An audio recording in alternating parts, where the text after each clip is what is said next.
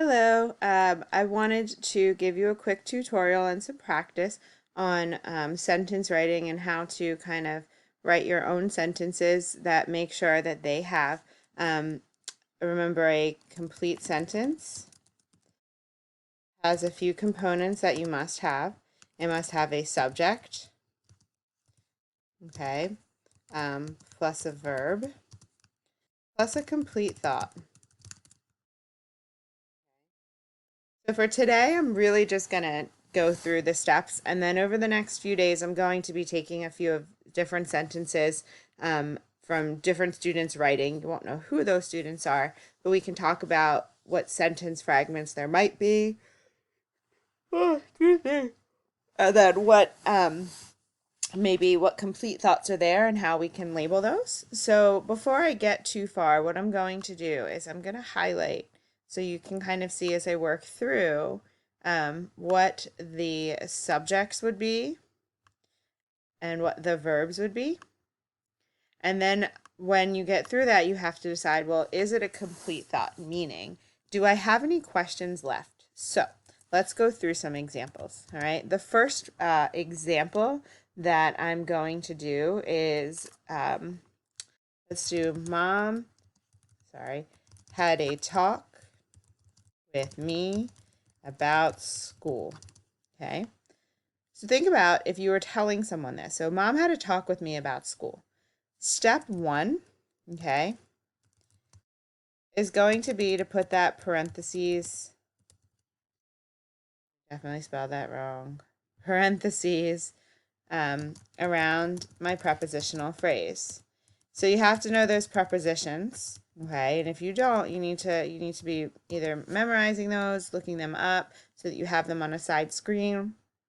But I'm going to put parentheses around my prepositional phrase. And the reason for that is because, all right, um, you are never, your subject and verb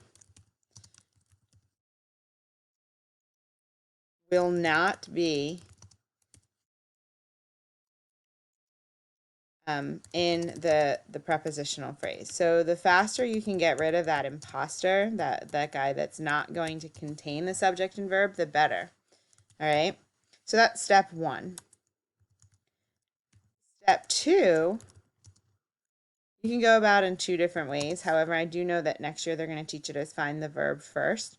So what I want to think about is either what is the action in the sentence, okay, or I have to think about, well, if there's not an action, which if you look up at that sentence, you don't really see an action. So you have to look for a different type of a verb. So you're looking for those helping, those linking verbs. In this sentence, take a moment and look for what that verb would be. I know that finding those, the helping verbs, the linking verbs can be difficult, okay, but they are, you have to think about, well, what is the state of being? Okay, and you don't think about a state of being, of actually like being somewhere as an action, but it's a verb. It's describing what the subject is doing. All right, so up in the sentence, who or what is doing the action? Well, what's the state of being? Because there isn't an action in there. But what's happening in this sentence? Well, had. Okay? Had is actually my verb. Okay? It's one of those being verbs. So if had is my verb, then okay, my step 3 is to ask myself a question. Who or what had? So who or what had the verb? Okay? Who or what is doing the action or state of being? Okay, that's what you have to think about. So, who had? Mom had. So then mom becomes my subject. Okay, so let's go through another example. Maybe I'll make this one. I guess we could think about making a little bit difficult. Let me just think about. How about we should do this one? We ran and jumped into the puddle of water on the street. Okay, so again, that's step one. Okay, is to do the parentheses around the phrases. Okay.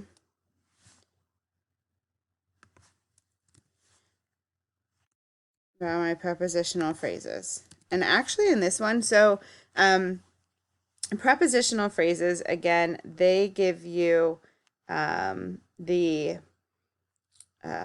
location or direction that something is happening. So sorry, I have no idea what's going on here. I apologize. My screen apparently done lost its mind. But it's giving you basically a preposition is telling you how something relates to another one. So where something is, what their location is. So we ran and jumped into the puddle of water on the street. There's actually 3 prepositional phrases in this sentence. So when I think about it, well, into the water is telling me where. Okay. Well, where did that actually happen? Well, it's on the street. Okay, so those are my 2 that are pretty easy, I suppose. The other one might be a little bit more difficult to find. But that third preposition is going to actually be of water. And it's telling you, so into the puddle, well, into the puddle of what? It's showing the relationship of water to the actual puddle. So now my sentence becomes a lot easier to find the subject and verb. So my step 2, okay, is going to tell me, well, what is the action or the state of being? Right? So I'm going to look back up at that sentence. Go, well, are there actions? Are there things that you can actually stand up and do? All right. So we ran and jumped. In this sentence, my verbs are going to be actually 2. You have a compound verb, ran, and then that second verb is jumped. All right. And then the third part of this is you're actually going to be asking yourself the question, okay, who or what ran? Who or what jumped? Okay. And then you get your answer. Well, who ran? We ran. Who jumped? We jumped. So then that makes your subject the word we. The last step, which I actually kind of neglected to explain to you in the beginning, is that complete thought part. And that's really where you have to think about, am I left questioning anything? So we ran and jumped, okay? Or even, we ran and jumped into the puddle of water on the street.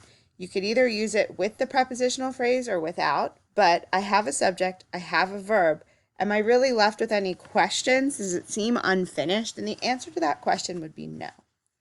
An example of one where maybe you don't have that complete thought would be what's called a sentence fragment. Sentence fragments are things that either have a subject or a verb, but they're not a complete thought. They have a subject only or a verb only. Those are just called phrases, okay? But we could do something like, even though she left the water running. All right, so step 1, okay, I have to look for any prepositional phrases.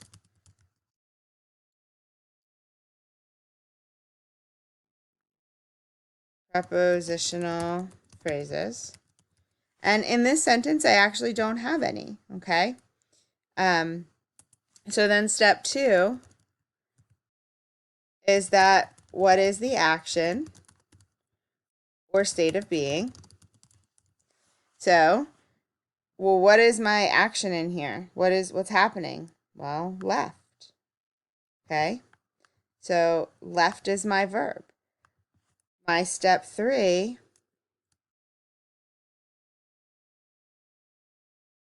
is who or what left. And then that's going to give me my subject. So, very quickly, I apologize. I forgot to highlight that word left. So let me just do that. I apologize. But who or what left? Well, she left. So I have my verb. Now it's that last little thing, okay? Is it a complete thought? Okay. The reason, so even though she left the water running, leaves you with that question of, well, okay, who cares? So she left the water running, but we don't know why that matters. What was the result of that water running?